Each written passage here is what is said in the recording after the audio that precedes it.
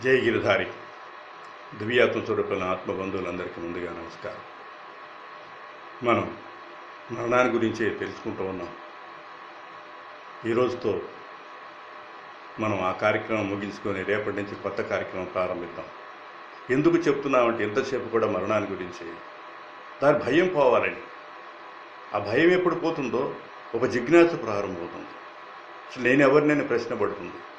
అందువల్ల దాన్నే ఎక్కువ స్ట్రెస్ చేసి చెప్తూ జరుగుతుంది అనమాట.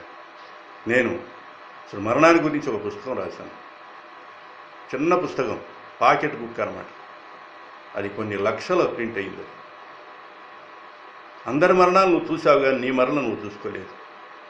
చూస్తున్నావు, అందరి మరణాలు చూస్తున్నావు, కానీ నువ్వు ఒక్కరోజు చనిపోతావని నీకు తెలియదా?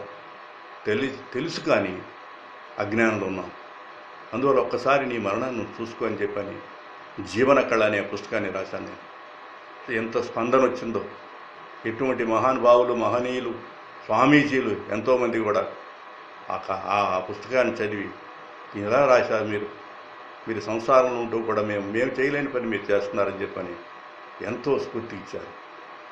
దాన్ని మరలా ఎప్పుడో ఒకసారి ఆ పుస్తకాన్నే మనం చదువుకునే ప్రయత్నం చేద్దాం. మీరందరూ కూడా జిజ్ఞాసులు అయ్యి వినాలనుకుంటే దాన్ని ఆ ప్రయత్నం కూడా చేద్దాం. అందరికి పుస్తకాలు అందాలంటే అందలేవు, కాబట్టి నేనే చదువుతా పుస్తకం. ఒక 10 నిమిషాల్లో అయిపోతుంది అన్నమాట, చిన్న పుస్తకం. అందువల్ల మరణం అనేది చేయించాలనే తపన పడాలి. ఒక చిన్న కథ చెప్పుకుంటే మనకు బాగా అర్థమవుతుంది. ఓ రాజుగారు పెద్ద దర్బార్ ఏర్పాటు చేశారు. ఆ దర్బార్ నిండా కూడా మంత్రులు, సామంతులు ఎంతోమంది ఉన్నారు. అతనికి ఒక ఆలోచన వచ్చింది. ఒక మేక పిల్లని తీసుకొచ్చి, ఒక మేకను తెచ్చి, దీన్ని ఎవరైతే దీన్ని సంతృప్తిగా మేపగలరో వారికి అర్ధరాజ్యం ఇస్తాను అని చెప్పి ప్రకటించాడు. మేకనే ఉంది, పెంచడం అయితే సమస్య ఉంది, అది తృప్తిగా తినటమే కదా దానికి సంబంధించిన సంభారం అంతా ఏదైతే మేత ఉందో దాన్ని తినేటువంటి పదార్థాలు ఏమైనా మొత్తం కూడా నేనే ఇస్తానన్నాడు. చాలా సంతోషపడ్డారు. ఎవరికి వాళ్ళే ముందుకు వచ్చారు, నేనంటే నేను. ఒక్క వారం రోజులు టైం ఇచ్చారు. ఒక్కొక్కరు తీసుకెళ్ళడం, మేపడం. అది బక్కగా కాకుండా అది ఉన్న స్థాయి నుంచి బాగా రోజుకి 2 కిలోలు 3 కిలోలు పెరుగుతూ బాగా దిట్టంగా తయారైపోయింది. ఆ మేక రావటం మొట్టమొదటి ఆయన తీసుకొచ్చాడు. సార్ నేను మేపానన్నాడు. అయితే దాన్ని తృప్తిగా పెట్టావా అన్నాడు. పెట్టానన్నాడు. అయితే ఇటు తీసురా అన్నాడు. తన చేతిలో ఉన్న మేత పెట్టంగానే మళ్ళీ తింది. మరి దాని ఆకలి తీరలేదు కదా, నువ్వేం మేపినట్టు అన్నాడు. ఇట్లానే రోజు అందరూ కూడా వస్తున్నారు, అది తింటుంది. మళ్ళీ ఎవరి వల్ల కావట్లేదు. చివరికి చివరి వాడు ఒకడు ఉన్నాడు. వాడు అన్నాడు, నాకు ఇవ్వండి సార్, నేను చేస్తాను, ఇది లాస్ట్ ప్రయత్నం అన్నాడు. అందరూ అనుకున్నారు, ఈడేం చేస్తాడు, మనం అందరూ ఇంతమంది చేయలేంది, అయినా రాజ్య కోసం వాడి కాంక్ష వాడికి కూడా తీరలేదు, ఎట్టుకొని పానీలు అన్నాడు. ఇంటికి తీసుకెళ్ళాడు. మేత ఒకరోజు మేపాడు. రెండో రోజు చేతిలో కర్ర తీసుకున్నాడు, బెత్తం లాంటిది. మేత తినే టయానికి బాధట మొదలుపెట్టాడు. మేత పట్టుకోవడం కొట్టడం, మేత తినబోవటం కొట్టడం. అది కుయ్యవమ్మర్రు అంటుంది. అట్లా వారం రోజులు చేశాడు. చివరికి దానికి ఏం జరిగిందంటే, ఆ మేతను చూసేదలికి భయం వేస్తుంది. ఈ దెబ్బ ఎక్కడ కొడతాడు అని. కొట్టడలా, మేత చూపిస్తున్నాడు, బెత్తం చేతిలో పెట్టుకున్నాడు. ఒక దెబ్బ పడుద్ది అని భయం వేస్తుంది. అది బక్క చిక్కిపోయింది. తీసుకెళ్ళిపోయాడు రాజుగారి దగ్గరికి. అందరు సభాసదులంతా ఉన్నారు, మొత్తం కూడా పెద్ద సభ తీరిపోయింది. ఊళ్ళో వాళ్ళంతా వచ్చారు. ఇది ఎలా, ఈ రాజు ఎవరు దీన్ని సంతృప్తిగా మేపుతారని చెప్పి రాజుగారి అర్ధరాజ్యం ఎవరు తీసుకుంటారని బాగా టెన్షన్తో అందరూ ఉన్నారు.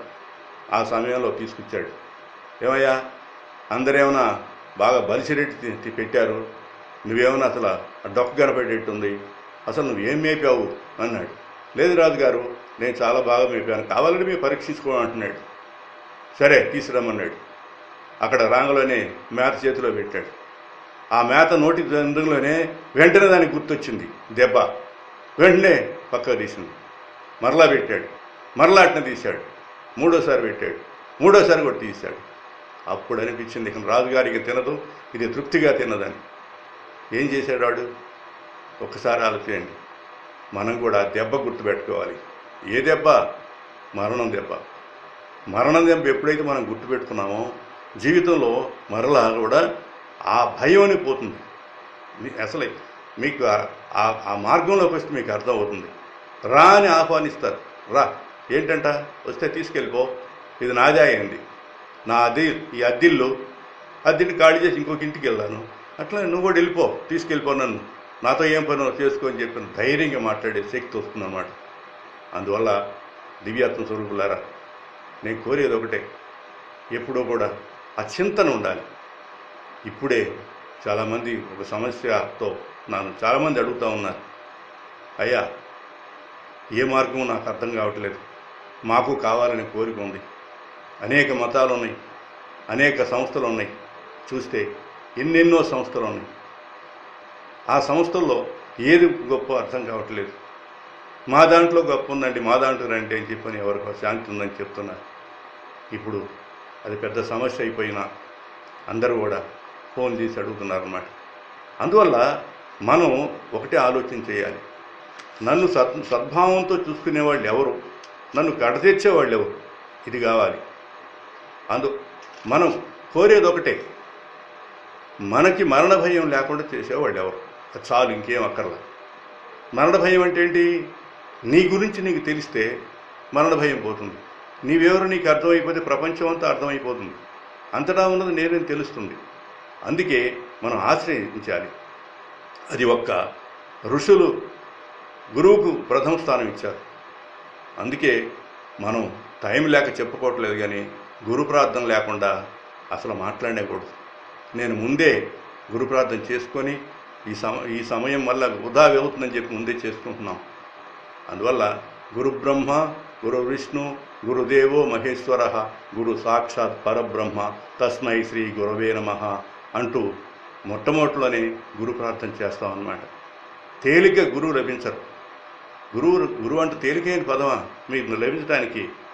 గురుకులంలో రాజులైనా చక్రవర్తులైనా ఎవరైనా సరే గురుకులంలోకి వెళ్ళి అక్కడ వాళ్ళ శిష్యులుగా చేరి గురువుగారి యొక్క శుశ్రూష చేస్తూ అక్కడ సమిధలు అంటారు వాటిని, మన అడవుల్లోకి వెళ్ళేసి ఆ సమిధలు తీసుకొచ్చేసి తర్వాత ఇక్కడ పశువులకు మేత వేస్తూ గురుసేవ చేస్తూ గురుపత్నికి సహాయం చేస్తూ గురువుగారు ఎప్పుడు చెప్తారో అని ఎదురు చూస్తూ ఆ శిష్యుల మీద వాత్సల్యంతో ఆయన చెప్పినప్పుడు మనసు లయం చేసుకొని వింటారంట.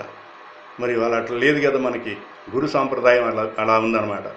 100 సంవత్సరాల నుంచి ఉన్న చీకటి కూడా ఒక్కసారి గురువు యొక్క బోధతో ఏమైపోతుంది? ఒక్కసారి వినండి, చూడండి. 100 సంవత్సరాల నుంచి చీకటి ఉంది ఒక ఇంట్లో, నువ్వు 100 సంవత్సరాల తర్వాత వచ్చి లైట్ వేస్తే ఏమంటే వెలిగింది కదా.